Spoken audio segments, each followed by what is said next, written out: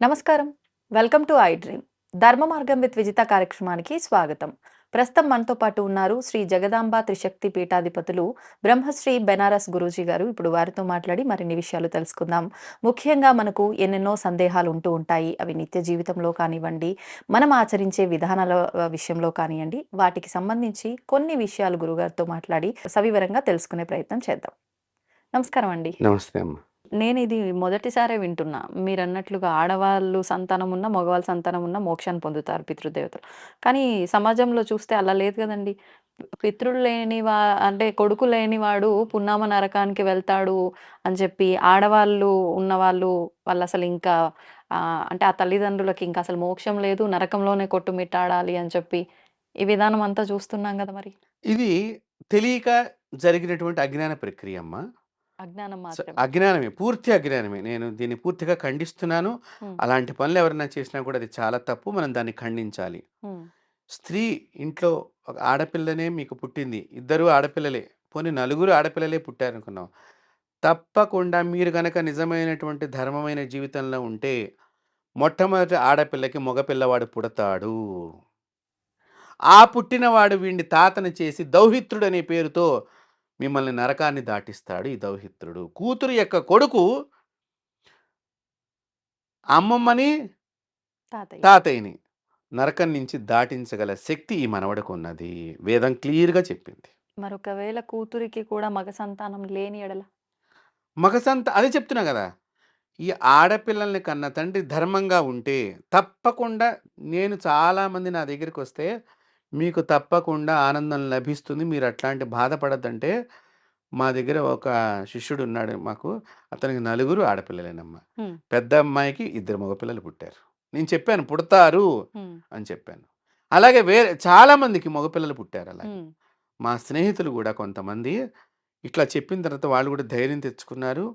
చివరికి వాళ్ళే స్వయంగా ఈ పిల్లవాడి చేత వాళ్ళ మామగారు చచ్చిపోతే ఈ మనవడి చేత దహన సంస్కారం చేయించారు. ఓహ్! మరి చిన్న పిల్లాడే. ఇప్పుడు అంటే మీకు మీకు అర్థమయ్యేట్టు చెప్తా. ఇప్పుడు నేనే ఉన్నాను. హ్మ్. మా మామయ్య గారు కాలం చేశారనుకోండి. మా మామయ్య గారికి నేనే పెద్దల్లుడిని. హ్మ్.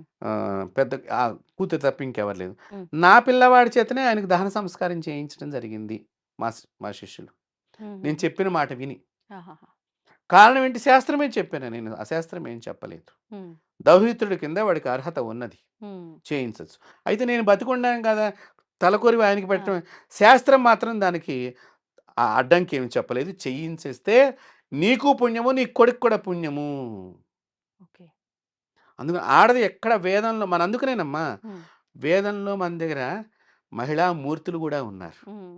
ఒక అరుంధతి మీరు బాగా చూడండి. ఒక అనసూయాదేవి దేవతల్ని ఇట్లా ఆవిడ ఆడుకున్నది త్రిమూర్తుల్ని.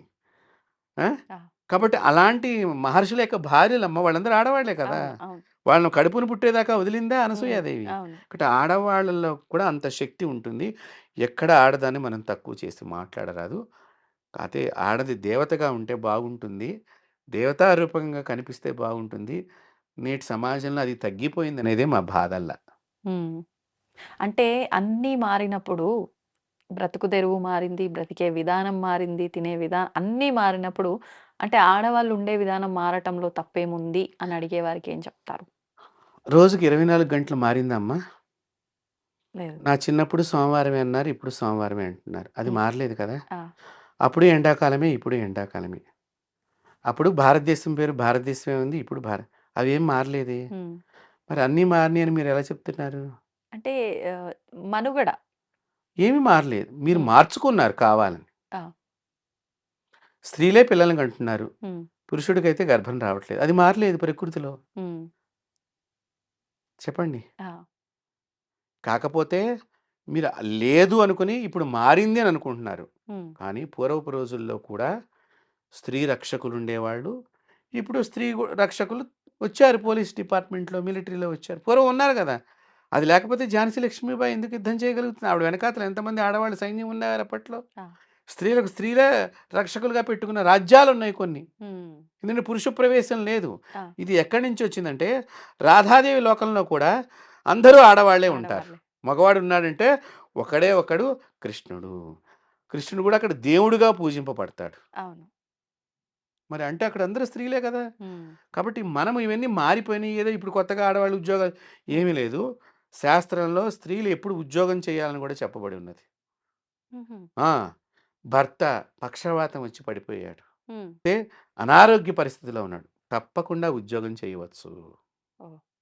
ఎక్కడ స్త్రీని ఉద్యోగం చేయటానికి వీల్లేదు. అట్లా ఏమీ పెట్టిందేమీ లేదు. హ్మ్. భర్త బాగున్నప్పుడు నువ్వు వెళ్ళవద్దు. నీ ఇంటికే బోలెడంత నువ్వు శ్రమించాలి కాబట్టి అలసిపోతుంది ఆడదని హ్మ్. వెళ్ళొద్దన్నారే తప్ప, తల్లి అలసిపోవద్దని కోరుకునేది తప్ప వేదము, వెళ్ళమని చెప్పటం మాత్రం వెళ్ళొద్దు అని చెప్పటంలో మాత్రం ఎక్కడ వేదం చెప్పలేదు. హ్మ్. నీ భర్త అనారోగ్యంగా ఉన్నాడు. తప్పకుండా వెళ్ళి నువ్వే సంపాదించి తీసుకురా. ఎందుకంటే ఇంటి తర్వాత రెండో పెద్దవి నీవే. అవును. పోషణ పోషణ ఇబ్బందవ్వకుండా. ఇబ్బంది కాకుండా. కాబట్టి దానిలో తప్పేమీ లేదు. హ్మ్. వేదంలో స్త్రీకి సమానమైన హక్కులున్నాయి. హ్మ్. లేవు లేవని మనం పోరాడుతున్నామేమిటో. ఉన్నదాన్ని ఉపయోగించుకుంటే మనమే గొప్పవాళ్ళం అవుతాం. అది ఇక్కడ. హ్మ్. జరుగుతున్నదేంటంటే, లేదని ఒక నింద వేసేస్తున్నారు వేదం మీద. ఆ! అది తప్పు. ఉంది అని ఫైట్ చేయడానికి గూడా అవకాశం లేదు గదండీ! ఉంది అనే విషయాన్ని తెలుసుకోవడానికి మీరు ప్రయత్నం చెయ్యాలి కదా! ఆ! ఏదైనా మీరు చక్కగా వేద ఘనాపాఠీలను పిలిపించుకొని, హ్మ్. అయ్యా స్త్రీలకు ఎట్లా ఉన్నది వేదంలో? హ్మ్. మాకు రక్షణ ఎట్లాగా? మా గురించి ఏమన్నా గొప్పగా చెప్పండి. అవి మీరు ప్రచారం చేయించుకోండి. ఆ! అంతకంటే గొప్పగా ఏముంది? ఇప్పుడు నేను చెప్తున్నాను కదా డైరెక్ట్‌గా. అవును. మీరు అడగక్రితమే నేను చెప్తున్నాను. స్త్రీకి చాలా హక్కులున్నాయి వేదంలో. హ్మ్. ఆ! చాలా చాలా హక్కులున్నాయి వేదంలో. హ్మ్. అంత హక్కు ఇవ్వబట్టే కదమ్మా! అప్పట్లో గార్గేయ గర్గి మహర్షిని కూడా వచ్చిందక్కడ. మనకి ఋషుల యొక్క ధర్మపత్నులందరూ కూడా భర్తల దగ్గర నుంచే విజ్ఞానాన్ని పొందారు. ఆ! వేరే చోటకెళ్ళలేదు. తన భర్త సీతాదేవికి కూడా కొన్ని అనుమానాలొచ్చినప్పుడు ఋషుల యొక్క భార్యలతో దగ్గర కూర్చొని, "అమ్మా! నాకు ఈ అనుమానం ఉంది. సందేహం నివృత్తి చేయండమ్మా" అంటే, అప్పుడు నాకేదో ఒకసారి మా వారు వేరే వారితో మాట్లాడుతుంటే విన్నానమ్మా అన్నట్టుగా చెప్పేవాడు. అంటే ఏమిటి? ఆడది అంత తెలివిగా విజ్ఞానాన్ని పొందేది. విద్యాభ్యాసం ఆవిడ స్కూల్‌లో చెయ్యక్కర్లా. ఆ! భర్త గారు వేరే వాళ్ళతో మాట్లాడుతున్నప్పుడు ఒక చెవుంటే జ్ఞానం అంతా ఆవిడకొచ్చేసేది. ఓకే. ఓకే. ఆడదానికి అంత అమోఘమైనటువంటి టెక్నాలజీ ఉన్నది. ఎక్కడి నుంచైనా లాక్కోగలిగిన కెపాసిటీ ఆడదానికున్నది. హ్మ్. అంత కెపాసిటీ ఉన్నవాళ్ళు లేని వాళ్ళకే పిలువబడుతున్నారు. అది మా బాధ. పూజించాలి వీళ్ళని. హ్మ్. పూజింపబడే ప్రదేశంలో మీరుండాలని మేము కోరుకుంటున్నాం. గౌరవించే ప్రదేశంలో మీరుండాలి. గౌరవంగా ఉండాలి మీ జీవనం అని మేము కోరుకుంటాం. వేదం ఎప్పుడు గూడా స్త్రీని గౌరవించింది, పూజించింది, నమస్కరించింది. హ్మ్. చీత్కరించలేదు, తక్కువ చేయలేదు. అవును. అది తెలుసుకోవాలి. వేదం చేసిన పనికి, నేటి సమాజంలో చేస్తున్నటువంటి మనుషుల యొక్క పనికి. హ్మ్. వేదం ఎప్పుడు పూజించింది? చిన్నప్పటి నుంచి బాల పూజగా నవరాత్రుల్లో చేస్తాం. అవును. కుమారి పూజగా, సుహాసిని పూజగా, హ్మ్. దంపతులుగా, ముత్తైదువు పూజగా హ్మ్. అన్ని స్త్రీలకున్నాయి. అవును. మీకు పురుషుడికి మహా ఎక్కడుందమ్మా పూజ? ఏదో వేద పండితుడని ఒక చోట పూజ ఆ వేద బ్రాహ్మణులకుంది. ఆ! లేదా అమ్మా నాన్నలు పెద్దవాళ్ళు కాబట్టి పాద పూజ చేస్తాం అక్కడ. హ్మ్. కానీ స్త్రీకి అట్లా కాదు. ప్రతి చోట ఉన్నది. ఆ! గురువుగారని ఒక మగవాడికి ఉంది పూజ అంతే. అవును. కానీ ఇక్కడ గురువిని గూడా ఉన్నప్పుడు ఆవిడ కూడా పూజ చేస్తారుగా. ఆ! గురువుగారి భార్యకి కూడా పూజ చేస్తారు. సమాన స్థాయిలో చూస్తారు. అవును. అంటే అక్కడ కూడా పూజ ఉంది ఆవిడకి గురువునిగా. హ్మ్. కాబట్టి స్త్రీకి ఎక్కడా తక్కువ చేయలేదు సమాజంలో. వేదము సమాజం ఏమన్నా చేసిందేమో నాకు తెలీదు గానీ, హ్మ్. వేదం ఎప్పుడూ స్త్రీలని చాలా గొప్ప స్థానంలో ఉంచింది. దాన్ని వారు తెలుసుకుంటే గనక వేదం యొక్క గొప్పతనం వాళ్ళకి అర్థమవుతుంది. తెలుసుకోలేకపోవడానికి ఆ తప్పు ఎక్కడ జరుగుతుందంటారు? తెలుసుకోవాలని జిజ్ఞాస మనలో లేకపోవటం కూడా ఒకటి అయ్యుండొచ్చు. హ్మ్. ఓటి పెడితే చెప్తే చెప్తారో చెప్పరో. హ్మ్. ఇది మనకు సంబంధించింది కాదు కదా అని ఒకటి. హ్మ్. ఏమో మళ్ళీ దానికి చాలా నియమాలు చెప్తే అయన్నీ పాటించాలేమో. హ్మ్. ముందర ఇదొక భయం ఉంటుంది. నియమాలు చెప్తే పాటించాలి కదా! అవును. ఇప్పుడు తెలుసుకున్న తర్వాత ఇప్పుడు మీరు చూడండి మీకేదో వ్యాధి ఆ! ఉందనుకుందాం. డాక్టర్ గారు ఈ సమయంలోనే ఈ బిళ్ళ వేసుకోవాలి అని అంటాడు. అవును. ఇప్పుడు ఆ బిళ్ళ వేసుకోవాలని నువ్వు డాక్టర్ దగ్గరికి వెళ్ళకుండా రోగాన్ని పెంచుకుంటావా? హ్మ్. బిళ్ళ వేసుకుంటే మనకు రోగం తగ్గి మళ్ళీ మంచి ఆరోగ్యంగా ఉంటానని అవును. కాబట్టి ఇక్కడ వెళ్ళిన తర్వాత అమ్మ మేము పాటించాలని కూడా చెప్తాం కదా! అవును. ఇప్పుడు ఈ పాటించాలనే దగ్గరే సమస్య. అంతే. పాటించ్ పాటిస్తే మీకు ఉపయోగమే కదా! హ్మ్. కాబట్టి అక్కడనే సమస్య ఉన్నది ఎక్కువగా. పాటించాల్సొస్తే ఇప్పుడు రూల్స్ అన్నీ చెప్తారు. హ్మ్. ఆ రూల్స్ అన్నీ ఇట్లాగే ఉండాలి. ఇప్పుడు మనం ఏదో ఇప్పుడు మీరు ఇందాక మొదట్లోనే చెప్పారు. సమాజంలో చాలా మార్పులొచ్చినాయి కదా! అవును. అవి ఆస్వాదన చేయాలన్నా, కొంచెం నేను ఈరోజు ఇలా ఉందామనుకుంటున్నాను అని మీరన్నారు ఇందాక. హ్మ్. హ్మ్. కాబట్టి అలా ఉండటానికి వేదం ఒప్పుకోదు. హ్మ్. రూల్స్ ఎవరికి ఎలా ఉన్నాయో అవి పాటిస్తూ ఉంటే నువ్వు వేద ధర్మాన్ని ఆచరించిన దానివవుతావు. హ్మ్. ఆచరించు, ఆచరించకపో. మేమే మనము. అవును. కానీ తర్వాత సమస్య వచ్చినప్పుడు ఆ బాధను మనమే అనుభవిస్తాం. హ్మ్. కాబట్టి సమస్య రాకుండా ఉండాలంటే ఏంటి? రాత్రి 7 గంటలకల్లా పూర్వకాలంలో నిద్రపోయేవాళ్ళు. మన దగ్గర ఇప్పుడున్నది. దుప్పటి ముసుగెట్టి ఉంటాడు. పిల్లాడు లోపల ఇలా చూస్తూ ఉంటాడు. కళ్ళ జబ్బులు చిన్నప్పుడే కళ్ళజోడు. అందరికీ తెలుసు. అవును. కానీ ఎందుకు మనం దాని నుంచి తెలిసి కూడా మనం మానలేకపోతున్నాం? వ్యసనానికి ధర్మం పాటించకపోతే ప్రపంచంలో వ్యసనాలు రాజ్యాలేలుతాయి. ఇప్పుడు జరుగుతుందదే. నేను చెప్పక్కర్లే మీరు చెప్పేసారింక. ధర్మము పాటించకపోతే హ్మ్. వ్యసనాలే రాజ్యం ఏలుతాయి. హ్మ్. డబ్బు కూడా ఇప్పుడు అక్కడి నుంచే వస్తోంది. కానీ అంటే మీరు మాట్లాడుతున్న దాన్ని బట్టి తప్పు అయితే మగవారిది, లేపోతే ఆడవారిది ఒక రకంగా సమాజం పైనే. కానీ యుగ ధర్మం గూడా ఒకటుంటుంది గదా! యుగ సమా ప్రభావం సమాజంలో ఎవరు ఉన్నామమ్మా? మనమే వ్యక్తులం. అందరం ఉన్నాం. హ్మ్. మగ, ఆడ కలిసి ఉన్నాం. హ్మ్. కాబట్టి ఇద్దరు ధర్మాన్ని చేయాలి. ఆ! ఇద్దరు ధర్మం చేసినప్పుడు సమాజంలో ధర్మ ప్రవర్తన హ్మ్. ఉంటుంది. అందుకనే కదమ్మా! ధర్మము మనం పాటిస్తేనే అది మనల్ని రక్షిస్తుంది. హ్మ్. ధర్మో రక్షితి రక్షితః. ఆ! ధర్మాన్ని ఆచరించు. హ్మ్. అది నిన్ను రక్షిస్తుంది. మరి యుగ ధర్మం పరిస్థితి? యుగ ధర్మం చెప్పబడి ఉన్నది. హ్మ్. ఇప్పుడు మీకు ప్రపంచంలో ఒక వ్యాధి వచ్చింది. హ్మ్. కరోనా వైరస్ అనేది ఒక సందర్భంలో వచ్చింది. హ్మ్. కానీ దాని నుంచి మనల్ని అందరినీ కాపాడటానికి వాళ్ళ ప్రయత్నాలైతే ప్రభుత్వాలు చేశాయా లేదా? ఆ! మరి వ్యాధి వస్తోంది గదా! యుగధర్మం గదా! అని వదిలేస్తే యుగాంతమే అప్పుడు. ఇది గూడా అంతే. ఆ సమాధానం నాతో ఇక ఆ! నేను చెప్పక్కర్లేదు మీకు అర్థమైపోయింది. ఇప్పుడు వ్యాధి వస్తోంది. దాని లక్షణాలు ఇలా అంట. హ్మ్. అందరూ జాగ్రత్తగా ఉండాలి. ఆ! మాస్కులు కట్టుకోవాలి. ఎవరింటికి వెళ్ళొద్దు. మీ ఇంట్లో మీరుండండి. చేతులు కడుక్కోండి. చాలా చెప్పారు గదా! అవునండి. అవన్నీ మనం పాటించాం గదా! హ్మ్. ఎందుకు?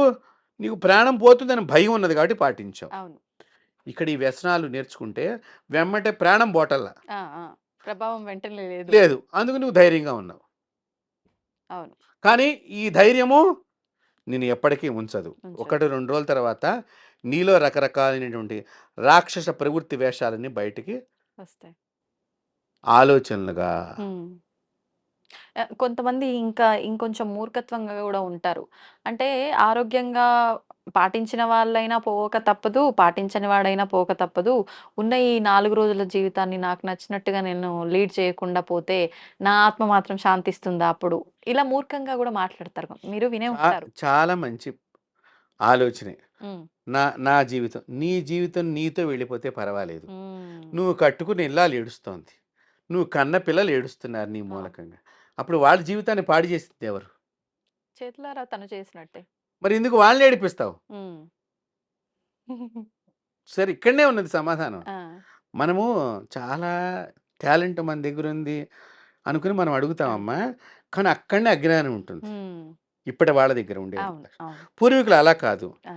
వాళ్ళు బోధన చేస్తున్నప్పుడు జాగ్రత్తగా విని, వాళ్ళకేదన్నా సందేహం వచ్చినప్పుడు హ్మ్. అది అర్థం చేసుకుంటంలో లోపమై ఉండవచ్చు. హ్మ్. దాన్ని గురువుగారు ఇట్లా మాకిది అర్థం కాలేదని చక్కగా చెప్పరా? అవును. అంటే ఒక ఈక్వేషన్స్ ద్వారా, ఎగ్జాంపుల్స్ ద్వారా ఎక్స్‌ప్లెయిన్ చేసేవారు. హ్మ్. అప్పుడు చక్కగా పాఠం అర్థమయ్యేది. అప్పటి కాలం వాళ్ళు అందుకనే వాళ్ళు పదముగ్గురిని కన్నా ఆరోగ్యంగానే ఉన్నారు. మీరు ఒక్కళ్ళని కంటానికి 100 బిళ్ళలేసుకుంటున్నారు. మరి మీరు ఇప్పుడు అన్నీ ఉన్నాయి గదమ్మా! హ్మ్. టెక్నాలజీ ఉంది. మిషనరీ ఉంది. సుఖాలన్నీ లభిస్తున్నాయి. కానీ ఒక్కడిని కంటానికి మందు బిళ్ళలు వాడుతున్నారమ్మా. కాబట్టి మన అజ్ఞానం ఎక్కడుంది? మనం ఏదో గొప్పగా అనుకునే దానిలోనే ఉంది. కానీ గొప్పగా ఏది ఉండదు. హ్మ్. గొప్పగా నువ్వు తయారు చేసుకోవాలి నీ జీవితాన్ని. అంటే మన చేతుల్లోనే ఉంది. నీకన్నీ ఇచ్చారమ్మా. ప్రకృతి అంతా నీకిచ్చింది వరప్రదాయంలాగా నీకది వరప్రసాదాలనిచ్చింది. హ్మ్. చెట్లని ప్రేమించమన్నాం. ఆహా! వేదంలో చెప్పింది. చెట్టుని పూజించడమే ప్రేమించడం అంటే. అవును. పక్షుల్ని, వివిధ రకాలైనటువంటి జంతువుల్ని హ్మ్. పూజించాం. అవును. మరి దాన్ని ఆ పూజించడం ద్వారానే మరి పూర్వకాలంలో మీరు బాగా గమనించారో లేదో, హ్మ్. రైతులు వ్యవసాయం చేస్తూ ఉండేవాళ్ళు. అప్పట్లో కరెంట్ లైట్లు లేవు. ఈ టార్చెస్ లేవు. అవును. మరి అప్పట్లో పాము కాట్లకి ఎంతమంది గురయ్యేవాళ్ళమ్మా? చాలా ఎక్కువ సంఖ్యలో కానీ బతికేవాళ్ళు కదా! వాళ్ళు గూడా అప్పుడు గూడా. బతికేవాళ్ళు. అవును. పల్లెటూళ్ళలో మీరు విన్నారు కదా! అవును. ఎవరో పాము మంత్రగాడట. ఆ! మరి ఆ మంత్రం వేయిస్తే వీడు బతకటం ఎట్లా జరిగింది చెప్పండి? హ్మ్. పాముల నరసయ్య గారనేమో మహానుభావుడు. ఆయన రాష్ట్రపతి వారి దగ్గర నుంచి కూడా గౌరవాన్ని పొందినటువంటి వ్యక్తి. పాముల నరసయ్య గారని చెప్పంటే, హ్మ్. గూడూరు రైల్వే స్టేషన్ మాస్టర్‌గా పనిచేశారు. ఆహాహా! పాము కరిచినందుకు ఆయనకి ఫోను చేస్తే హ్మ్. చాలు. ఫోనులోనే. ఫోనులోనే. ఆహా! ఆయన గురించి అచ్చంగా ఒక ఫోను నంబర్‌ని ఆయన ట్రాన్స్‌ఫర్ చేయకుండా ఆ! మన నెల్లూరు ప్రాంతంలో గూడూరు రైల్వే స్టేషన్‌లో ఆ ఫోను నంబర్ పెట్టి అది ప్రచారం చేశారు. పాము కరిస్తే ఈయనకి చెప్పండి అని. ఓహ్! కానీ పగలు రాత్రి అక్కడే ఉండేవాడు. ఎవరికి ఫోను చేస్తారో అన్నట్టుగా. అవును. అంతటి శక్తి కలిగినటువంటి వ్యక్తులు అప్పట్లో ఉన్నారు. ఉన్నారు. అంటే వారు నా మాకు తెలిసినటువంటి దాన్ని బట్టి ఆయనకి పాము కరిస్తే హ్మ్. ఒంటి మీద ఏ చొక్కా ఉంటే చించేసుకునేవాడాయన. ఎందుకనండి? అవతల వాడు రక్షింపబడటానికి మంత్రం చదివి. ఏంటి దానికి దీనికి వారు వారి గురువులిచ్చిన ఉపాసన, హుహుహు. వారి గురువులు చెప్పిన దానిలో విధానం. ఉండేటువంటి టెక్నాలజీ, ఓహ్! ఆ విద్యను నేర్చుకున్నప్పుడే కదా నాకైనా తెలుస్తుంది. అంతే. అంతే. లేతే తెలీదు కదమ్మా! అవును. కాబట్టి అప్పట్లో మరి ఆయన చాలా మందిని కాపాడారు. హ్మ్. అలా కాపాడబడ్డ వాళ్ళు వేలల్లో ఉన్నారు పాముల నరసయ్య గారి దగ్గర. హ్మ్. ఆయనకి మరి రాష్ట్రపతి గారు గూడా గౌరవించారంటే మీరు ఆలోచన చేయండి. ఎంత ప్రత్యేకించి గూడూరులో ఆయన గురించి ఆ నంబర్ పెట్టి చాలా మందికి చెప్పారంటే, హ్మ్. పాముల నరసయ్య గారు అనేటువంటి ఆయన ఒక సద్బ్రాహ్మణుడు. నాగదేవత ఉపాసన చేసినటువంటి ఆయన. హుహుహుహు. ఉపాసనతో నాగదేవత ఎక్కడ కలిసింది ఏ ఊళ్ళో ఉన్నా కూడా ఆ! మన 2 తెలుగు రాష్ట్రాల్లో ఆయన పేరు చాలా మోగింది ఆయనది. ఆయన ఫోను చేస్తే చాలు హ్మ్. ఆయన వెంటనే చొక్కాని చించుకునేవారు మంత్రం చదివి. హుహుహు. తర్వాత మళ్ళీ ఎన్ని రోజులకో ఆయన దగ్గరికి వెళ్ళటము, మళ్ళీ దానికి విరుగుడికి ఆయన ఏదో మంత్రం చదివి తీర్థం ఇవ్వటం అవి చేస్తూ ఉండేవారు. ఓహ్! అలాగా. అంతెందుకమ్మా మన తెలంగాణలో గూడా మెదక్ పరిసర ప్రాంతాల్లో ఒక పాములు హ్మ్. మంత్రం వేసేవారున్నారు. ఆహా! సంగారెడ్డి, మెదక్ ఈ ఏరియాల్లో ఆయనున్నారు. ఆయన ఇప్పుడు కాలం చేశారని విన్నా నేను. ఆహా!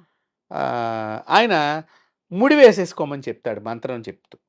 హుహు. మీ చొక్కా ముడి వేసుకోవాలనమాట. మీ చున్నీ ఇప్పుడు ఆ! ఎవరికైనా ఆడవాళ్ళకి కరిచిందనుకోండి చీర ముడేసేసుకోవాలి. ఓహో! ఆ! అట్లా చేయడం వల్ల ఆ ముడి మళ్ళీ ఇప్పదీయకూడదు. ఎప్పటికి? ఆయన దగ్గరికొస్తే ఆయనే ఇప్పదీస్తాడు. ఓహో! మొన్న ఈ మధ్య దాకా మన ఆ! తెలంగాణ వచ్చిన తర్వాత కూడా, మన రాష్ట్రం ఏర్పడ్డ తర్వాత కూడా ఆయన కొద్ది రోజులున్నారు. హ్మ్. హ్మ్. ఆయన ఆ ముడి ఆయన ఇప్పదీసి ఏ మంత్రి ఇచ్చిన నీళ్ళు మొహం మీద కొడితే హ్మ్. ఆ నోట్లోంచి నురుగు బయటకొచ్చేదిట. ఒక 5 నిమిషాల తర్వాత లేచి ఇంటికెళ్ళిపోయేవాళ్ళు. హ్మ్. వాళ్ళు ఉచితంగానే చేశారు. ఈ శక్తి ఎక్కడిది? ఆ! ప్రకృతిని ఆరాధన చేయటము. ఓహ్! అంటే ఇప్పుడు వాళ్ళ తర్వాత ఎవరైనా కంటిన్యూ అంటే ఇప్పుడు చూడండి, ఒక్కొక్కళ్ళు తరం మారుతున్నప్పుడు, అవును. మనం సామాజికానికి కొంచెం అలవాటు పడుతున్నాం కదా! మనలో బలం ఎంతున్నదనేది ఎవరికి వారికి వ్యక్తిగతంగా తెలియాలి తెలి తప్ప, నేనది చెప్పలేనటువంటి వ్యక్తిని. హ్మ్. వారి వారి బలాలు వారి వారి మనసుకు సంబంధించినవి. ఆ! అయితే మేము చూసిన మహాత్ములు, వాళ్ళు మేము స్వయంగా చూస్తున్నాం కాబట్టి చెప్పగలుగుతాం. వారు నిస్సందేహంగా చెప్పగలుగుతాం. హ్మ్. ఇప్పుడు మీరన్నట్టు అంత నిష్టగా చేసేవాళ్ళు కరువయ్యారు. అంటే అందరూ ప్రకృతిని పూజించాలి. పురుషుడెప్పుడు గూడా హ్మ్. ప్రకృతిని పూజించాలి. హ్మ్. పిల్లలు పుట్టకపోతే నాగపూజలు చేయిస్తాం అవును. శాస్త్ర ప్రకారంగా పూర్వకాలంలో. ఆ! ఇప్పుడంటే ఏవో మందులొచ్చినియి రకరకాలుగా జరుగుతున్నాయి ప్రక్రియలు. వాళ్ళు అన్ని ప్రక్రియలు జరిగినా, అన్ని ఐవీఎఫ్ సెంటర్‌లని అవని ఇవని నడుపుతున్నా హ్మ్. ఫెయిల్యూర్సే ఎక్కువుంటున్నాయి మళ్ళీ దానిలో కూడా. అవును. సక్సెస్ రేట్ తక్కువే. ఆ! హ్మ్. మరి నాగపూజ చేసినటువంటి పుట్టినటువంటి వాడి సక్సెస్ రేట్ చాలా ఉంది. హ్మ్. మరి ఏం చెప్దాం చెప్పండి? ఆ! కాబట్టి వేదం అనేటువంటిది ప్రతి ఒక్కరిని పూజించటమే. వేదం అంటేనే అది. హ్మ్. నీ లోపల ఉన్న దేవుడిని చూడు, నీవే దేవుడివవుతావు. ఆ! అలా ప్రతి ఒక్కరిని దేవుడిగా చూడు, వాళ్ళు దేవతలుగా నీకు దర్శనమిస్తారు. హ్మ్. అదే వేదం. దాన్ని చూసి మనం భయపడిపోతున్నాం అంతే. అవును. ఆ పదం వింటే అమ్మో! కానీ వేదం అంటేనే నీవే దేవుడివి. ఆ దేవుడి గురించి నువ్వు తెలుసుకో అని చెప్పేదే వేదం. అయితే మగవాడు హ్మ్. ఇది తెలుసుకుంటానికి నిత్యము ప్రయాణం చేయాలి. తెలుసుకోవాలి. అయితే ఇక్కడొక మళ్ళీ మాటంటారమ్మా. హ్మ్. వేదాన్ని బ్రాహ్మణులకు తప్ప మిగతా వాళ్ళకి నేర్పరు కదా! ఆ! ఇదొక మాటంటారు. అంతే. యెస్. నేర్పరు. దానికి కొన్ని రూల్స్ అండ్ రెగ్యులేషన్స్ ఉన్నాయి.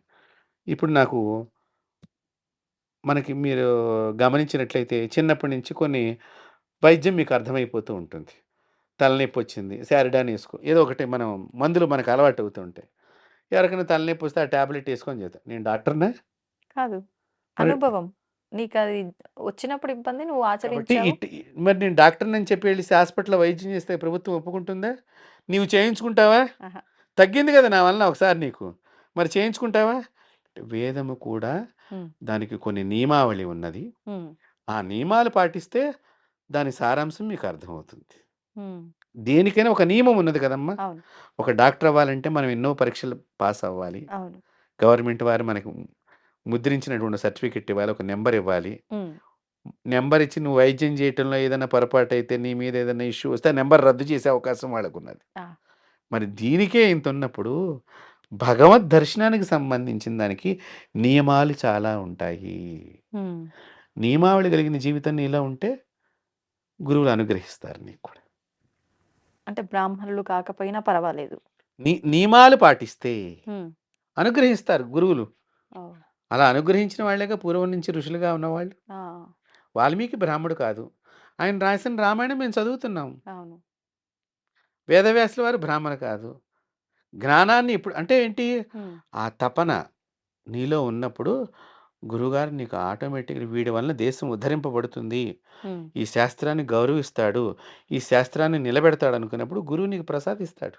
హ్మ్. దేవుడే చెప్తాడమ్మా వచ్చి వీడికి ఇవ్వరా అని. ఓహ్! నీలో ఆ యొక్క అదే అంటున్నా నియమబద్ధమైన మగవాడికి నియమబద్ధం లేకనే హ్మ్. ఇంత సమస్య ఈ రోజున. నియమబద్ధంగా ఉంటే నీవే దేవుడివి. హ్మ్. అది తెలుసుకోవాలి మగవాళ్ళందరూ. లేదు మనం అంత నియమాలుగా లేము. దాని అర్థాన్ని తెలుసుకుంటానికి చక్కగా ఒక వేద పాఠశాలలో ఒక అధ్యాపకుడిని పిలిపించుకొని హ్మ్. ఒక ఆదివారం చాలామంది ఇప్పుడు శుక్రవారం నైట్ నుంచి ఏంటి ఆదివారం నైట్ దాకా హ్మ్. ఎంజాయ్ మూడ్‌లో ఉంటున్నారు. అవును. వీకెండ్. వీకెండ్. ఒక వీకెండ్‌ని హ్మ్. ఒక దేవాలయం శుభ్రతకి వీళ్ళేమన్నా ఖర్చు పెడుతున్నారా? హుహు. చెప్పండి. లేదు. ఒక ఈ వీకెండ్‌ని జ్ఞానం సంపాదించుకుంటానికి ఏమన్నా ఖర్చు పెడుతున్నారా? మరి మీ పిల్లలకి ఎలా వస్తుంది జ్ఞానం? మీకే రాలేదు. హ్మ్. మీరే తెలుసుకోలేదు. మీ పిల్లలకి చెప్పాలంటే ఏం చెప్తారు? అంటే ఇప్పుడు మీరిలా అడిగారు గాబట్టి, ఇవన్నీ చెప్పారు గాబట్టి, ఇది జ్ఞానమేమో, ఇది తెలుసుకోవాలేమో అని అనిపిస్తుందేమో. ఇది విననంత వరకు మాకనిపించే జ్ఞానం అంటే నాకు కాదు జనరల్‌గా ప్రతి ఒక్కరి ఉద్దేశ్యం. బ్రతకడానికి ఆ బ్రతుకు తెరువు కోసం నేను చేస్తున్న వృత్తిని చేస్తూ, నా పోషణకి, కుటుంబ పోషణకి తగిన ధనాన్ని సమకూర్చుకుంటూ, నా అవసరాలు నేను తీర్చుకోగలిగితే చాలు. ఈ జ్ఞానం వల్ల నేనేం సాధిస్తాను అనే ఒక ఉద్దేశంలో ఉంటున్నారేమో అని నా ఆలోచన. అలా ఉండవచ్చు గాక వాళ్ళు. హ్మ్. కానీ మన జీవితానికి ఒక సార్థకత ఏముంటుంది చెప్పండి? హ్మ్. మీరు జీవితానికి హ్మ్. ఒక సార్థకత అని ఉండాలి కదమ్మా! అవును. నువ్వు చివరి రోజుల్లో హ్మ్. వెళ్ళిపోయేటప్పుడు నేనిది సాధించాను. నాదొక పేజీ దేవుడి దగ్గర ఉన్నది. హ్మ్. బాగా గుర్తుపెట్టుకోండి. హ్మ్. దేవుడిని మీరు చూడటమా? మిమ్మల్ని దేవుడు చూడటమా? హ్మ్. నమ్మకం లేదండి మాకు. అనుభవిస్తారు తర్వాత. హ్మ్. మందేసుకోను, హ్మ్. రోగం పెరుగుతుంది. అంతే సింపుల్ ఇక్కడ. దీని అవును. గురించి మనం ఎక్కువేం మాట్లాడక్కర్లేదమ్మా. నువ్వు నమ్మావు. హ్మ్. నమ్మితే తాడే పామయింది నీ భ్రమతో తాడు పాముగా కనిపించింది. అవును. అది కూడా ఒక రకమైన నమ్మకమే. అంతే. భయం చేతనో, దేని చేతనో అమ్మో అన్నట్టుగా కాళ్ళు వెనక్కి లాక్కుంటాం. హ్మ్. ఇది కూడా అంతే నీ జీవితం కూడా అలాగే కనిపిస్తుందప్పుడు. హ్మ్. ఎవరికి ఇప్పుడు నాశనం అవుతున్నాం కదమ్మా! అవును. జ్ఞానం తెలుసుకోకపోతే ప్రపంచం నాశనం అవుతోంది హ్మ్. మెయిన్‌గా. మనం అనుకుంటున్నాం ఇతర దేశాల్లో చాలా గొప్పగా ఉన్నాయంటున్నారు. కానీ నేను ఒకటే చెప్తున్నాను. హ్మ్. ఇతర దేశంతో పోల్చుకోవద్దు. ఇతర దేశంలో ఉన్న ప్రమాదాలు మన దేశంలో లేవు. ఎవడో ఒకడొస్తాడమ్మా. ఆ! టక టక టక ఓ 10 మందిని షూట్ చేస్తాడు. వాడు చచ్చిపోతాడు. ఎందుకు వాడు చంపాడో తెలీదు పాపం. అవును. వీడెందుకు చచ్చిపోయాడో వీడికి తెలీదు. హ్మ్. అంటే దానికి కారణం ఏంటి? శ్వేత వస్త్రధారణ లేకుండా, ఆ! నియమబద్ధమైనటువంటి జీవితం లేకుండా, చిన్న పిల్లవాడి దగ్గర నుంచి పెద్ద పిల్లల దాకా అందరూ కూడా హ్మ్. పుచ్చుకోకున్న ఆహారం, పుచ్చుకోవటం, పుచ్చుకోకూడని ద్రావకాలు పుచ్చుకోవటం, హ్మ్. ఇవన్నీ చేయటం మూలకంగా ఆవేశం వస్తుంది. అవును. చిత్రం చూస్తాడు. ఇది చేయటానికి సమయం దొరకలేదు. హ్మ్. ఆ అభద్రతా భావనతో చంపాలనే దృష్టి కలుగుతుంది. అందుకనే వేదం సంతాన సమయంలో స్త్రీని, ఆ పురుషుడిని ప్రశాంతంగా ఉండాలిరా, మంచి విషయాలు వినాలిరా అని చెప్పింది. హ్మ్. అప్పుడు మంచి సంతానం కలుగుతుంది. భయం అందుకనే హిందువులకు భయం తక్కువమ్మ మొట్టమొదటి నుంచి కూడా. ఆ! ఇప్పుడిప్పుడు భయం వస్తోందంటే, పూర్వం ఉన్న హిందువులకి, ఇప్పుడున్న హిందువులకి తే చాలా తేడా ఉన్నది. అవునండి. ఇప్పుడు వీళ్ళు భయంలో పుడుతున్నారు. హ్మ్. అప్పట్లో వాళ్ళు భయంలో పుట్టలేదు. అంటే అప్పట్లో వాళ్ళు వేద ఆచారాన్ని పాటించారు. ఆ! ఇప్పుడు వాళ్ళు వేద ఆచారాన్ని వదిలివేసుకొని ఉన్నారు. హ్మ్. కాబట్టి ఇప్పుడు భయం కలుగుతుంది. అవును. అందుకని ఈ భయానికి ఎంత డబ్బు అయినా పర్వాలేదు ఖర్చు చేస్తాము. మాకు తక్షణం ఈ భయం ఉపశమనం. ఉపశమనం కావాలని లక్షలు ఖర్చు పెడుతున్నారు. కానీ ఈ లక్షలు ఖర్చు పెట్టినా అక్కడ సరియైన సాధకుడు లేనప్పుడు అవును. ఈ లక్షలు కూడా వృధా అవుతాయి. నేను ఖర్చు పెట్టాను, ఫలితం రాలేదు కాబట్టి దేవుడు లేడు అనే హ్మ్. మాట అంటున్నారు ఇప్పుడు చాలామంది. అవును. మనుషుల్ని మనుషులు అంటే బ్లేమ్ నువ్వు చేసుకుంటూ డబ్బులు ఎవరికిస్తున్నావు? హ్మ్. సాధకుడే సాధకుడికి. సాధించిన విజ్ఞానికి ఇస్తున్నావా? లేదా? అది కూడా తెలుసుకోవాలి. అవును. అంతే కదా! అంతే అండి. నువ్వు ఇప్పుడు పూర్వం ఆర్ఎంపీ డాక్టర్ గారే ఊళ్ళో ఉండేవాళ్ళు. ఆ! మా చిన్నతనాల్లో. ఆ! ఏ వైద్యం వచ్చినా కూడా ఆయన ఏదో ఇంజెక్షన్ ఇచ్చేవాడు తగ్గిపోయేది. అంతే. ఇప్పుడు చిటికెన వేలుకి ఒక డాక్టరు, అవును. బొటన వేలుకి ఒక డాక్టరు. అలా రకరకాల కోర్సులొచ్చినాయి. హ్మ్. కానీ ఈ ఈ ఈ ఒక్కొక్క కోర్స్ దగ్గరికి ఇంకో డాక్టర్‌ని అడిగితే, "ఇది నాది కాదమ్మా, ఆ డాక్టర్ గారి స్పెషలైజేషన్ ఆయన చేశారు. దానికెళ్ళండి" అంటున్నారు. అవును. అంటే ఏమిటి? ఇక దానికి నాకు వద్దని అనుకుంటున్నాం. హ్మ్. అక్కడ నువ్వు తెలుసుకోవాల్సినటువంటిది ఆ విజ్ఞానం పూర్వం ఉండేది. పూర్వం నుంచి ఉన్నది. హ్మ్. ఒక విజ్ఞానం సంపాదించుకున్నామంటే దానికి కొన్ని పక్కన కాజెస్ అన్నీ, రూట్స్ హ్మ్. అన్నీ మనకు తెలుస్తాయి. అవును.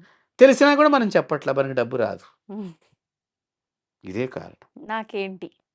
అదే డబ్బు రాదు దానికి ఫైనల్ ఆన్సర్. అంతే. చెప్పం. హ్మ్. కాబట్టి ఇక్కడ ఆ ధనంతో పోలుస్తున్నాం. హ్మ్. మన విద్వత్తుని. అవును. మీ ప్రాణం కాపాడటానికంటే కూడా ఆ పెట్టిన టేబుల్ మీద పెట్టిన కట్టవంక నా మనసుంటుంది. హ్మ్. హ్మ్. నిజం. అట్లాంటప్పుడు ఫలించదు. హ్మ్. ఎప్పుడూ కూడా ఈ వ్యాపారం కాదు. వేదం వ్యాపారం కాదు. బా అందుకని పూర్వీకులు ఎప్పుడు కూడా మా వేద పాఠశాలలో కూడా హ్మ్. ఒక్క రూపాయి తీసుకోరమ్మా. పిల్లలకి ఉచితంగా నేర్పుతారు. ఉచితంగా భోజనం పెడతారు. హ్మ్. అన్ని వేద పాఠశాలలు. ఆ! వాళ్ళు ఎన్ని సంవత్సరాలు చదువుకుంటారో అన్ని సంవత్సరాలు అక్కడ ఉండేటువంటి వేద పాఠశాల నడిపేటువంటి ఎవరైతే ఉన్నారో అధ్యాపకులు, హ్మ్. వారి శ్రీమతే స్వయంగా వంట చేసి 50 మంది పిల్లలున్నా కూడా వంట చేసి పెడుతుంది. ఒక్కావిడ 50 మందికి వంట చేసి ఇప్పటికి. ఇప్పటికీ కూడా కొన్ని చోట్ల జరుగుతోంది. హ్మ్. కొన్ని చోట్ల మరీ ఎక్కువైపోయినప్పుడు ఆవిడ కూడా అవును. చేయలేనప్పుడు ఒక వంట మనిషిని పెట్టుకొని చేసి కానీ ఇప్పటికీ ఫ్రీ ఫుడ్, హుహు. ఫ్రీ ఎడ్యుకేషన్ ఒక్కటే నడుస్తోంది. వేద పాఠశాలలో నడుస్తుంది. ఓహ్! మరి అమ్ముకోలేదుగా విద్వత్తుని. అవును. కాబట్టి అది రక్షిస్తోంది. హ్మ్. అది రక్షిస్తుంది. దాన్ని మీరు గూడా ఆ మాదిరిగా గౌరవించినప్పుడు హ్మ్. మిమ్మల్ని తప్పకుండా వేదం రక్షిస్తుంది. అంటే డబ్బుని నువ్వు ఆధారంగా చేసుకుంటేనే బతుకుతా అనే ఆలోచన నుంచి ధర్మాన్ని నేను రక్షిస్తే అన్నీ నాకు ఆటోమేటిక్‌గా అయిపోతాయి అనే భావనలో వెళ్ళాలంటారా?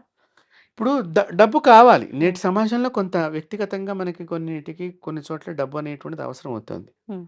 మనకెంత వరకు కావాలో అంతవరకు మనం సంపాదించుకుంటంలో తప్పు లేదు. ఆ! అతిగా సంపాదించటం మూలకంగా ఏం జరిగింది నేటి సమాజంలో వాళ్ళకి? మీరు చెప్పండి. ఒక్కటి చెప్పండి. హ్మ్. మీ ఇంట్లో కోట్లున్నాయి. హ్మ్. మీ పిల్లలు ఏం చేస్తున్నారమ్మా? నువ్వు జల్సాలు. సంపాదించావు గదా! మేము ఎంజాయ్ చేస్తాం అంటున్నారు. ఎంజాయ్ ఏం చేస్తున్నారు? హ్మ్. పోనీ నీవు సంపాదించిన మీ తాతకి అంటే నిన్ను కన్న తండ్రికి హ్మ్. పేరు తెచ్చే పని చేస్తున్నారా? అర్ధాంతరంగా చచ్చిపోతున్నారు. ఆ! వాళ్ళని చూసి నువ్వు లబో దిబో అని ఏడుస్తున్నావు. మరి నీ సంపాదనలో ధర్మం ఎక్కడున్నది? హ్మ్. నీ సంపాదనలో ఆనందం ఎక్కడున్నది? నీ సంపాదనలో నీ వంశం యొక్క కీర్తి ఎక్కడ కనిపిస్తోంది? హ్మ్. అది తెలుసుకోవాలి. మంచివాళ్ళే. చాలా మంచివాళ్ళున్నారు చాలామంది. కానీ వాళ్ళకి అర్థం కావట్ల. అవును. ఎవరిని అప్రోచ్ అవ్వాలి? ఏ విధంగా తెలుసుకోవాలి? హ్మ్. ఏ విధంగా చేయాలి? ఇంకా ఇంకా మన భారతదేశంలో ఇంకా మంచిగా ఆలోచన చేసేటువంటి ప్రజలు చాలామందున్నారు. హ్మ్. ఇప్పుడు ఇందాక మీరన్నట్టుగా అందరికీ తెలియటం లేదండి. అవును. అందుకనే దీని మీద అనురక్తి కలగట్లేదని మీరిందాకన్నారు. కాబట్టి ఇప్పుడు ఈ వీడియో అన్నా చూస్తే కొంతవరకన్నా మార్పు రావాలి. మంచి సమాజం కావాలని అవును. నేను కూడా మీ ద్వారా మన వీక్షకులందరినీ కోరుకుంటున్నాను. మంచి సమాజం ఉంటే మనం ప్రశాంత జీవితాన్ని గడుపుతాము. అవును. మన తిండి మనం తినడానికి గూడా మీరన్నట్టు భయపడే రోజులు. అంతే గదమ్మా! నిజంగా. కాబట్టి మనకి ఆ భయం పోవాలి అంటే ధర్మాన్ని సమాజం. ఆచరించాలి. అందరం ఆచరించాలి. అవును. పూర్వం ఏంటంటే 99 పాళ్ళు ధర్మాన్ని ఆచరించేవాళ్ళు. హ్మ్. ఎక్కడో ఒకళ్ళు ఆరో అధర్మం వైపుగా ఉండేటువంటి వాళ్ళు. హ్మ్. ఇప్పుడు ఈ ఒక్క పాలే ఉన్నది అనేటట్టుగా ఉన్నది సమాజంలో. ఆ! ఇప్పుడు అందువల్ల ప్రమాదాలు ఎక్కువవుతున్నాయి అవును. అవును. మెయిన్‌గా. కానీ ఉన్నారు చాలామంది మంచివాళ్ళు. హ్మ్. చాలా చోట్ల ఉన్నారు. చాలా మంచి కార్యక్రమాలు చేసేవాళ్ళున్నారు. హ్మ్. వాళ్ళందరూ చేయబట్టే ఇంకా మనం బాగున్నాం. హ్మ్. నేను రోజు అనుకుంటాను. నేను ఇవాళ బాగున్నానంటే ఈ దేశంలో పుణ్యాత్ములు ఉన్నారింకా. వాళ్ళ బలం చేత నేను బాగున్నాను హ్మ్. అని నేను రోజు దండం పెట్టుకుంటాను. అంతే. కాబట్టి పుణ్యం వృద్ధి కావాలి అంటే హ్మ్. మంచి పుణ్యం మీన్స్ అంటే మంచి వృద్ధి కావాలి అంటే హ్మ్. మనం మంచి విషయాలు ఆలోచన చేయాలి. మంచి వాళ్ళతో స్నేహం చేయాలి. ఆ! మంచిని బోధించాలి. మంచిని చెప్పే చోట వినాలి. హ్మ్. దాన్ని ప్రచారం చేయాలి. దాన్ని వైరల్ చేయాలి. మంచిని వైరల్ చేయాలి. అంతే. అంతే. అప్పుడేమవుతుంది అందరూ కూడా కొంచెం మంచిగా అవును. అభివృద్ధి చెందేటువంటి వాళ్ళం అవుతాం. వాస్తవం అండి. చాలా మంచి విషయాలు. చాలా చక్కగా వివరించారు. నిజంగా అంటే మీరన్నట్లు ఎవరో ఒక్కరిలో అయినా కనీసం మార్పు రావటానికి ఒక ఆధారం ఈ వీడియో అని చెప్పొచ్చు. అంత అవును. మంచి విషయాలను వివరించినందుకు ధన్యవాదాలు. అమ్మవారి ఆశీస్సులు.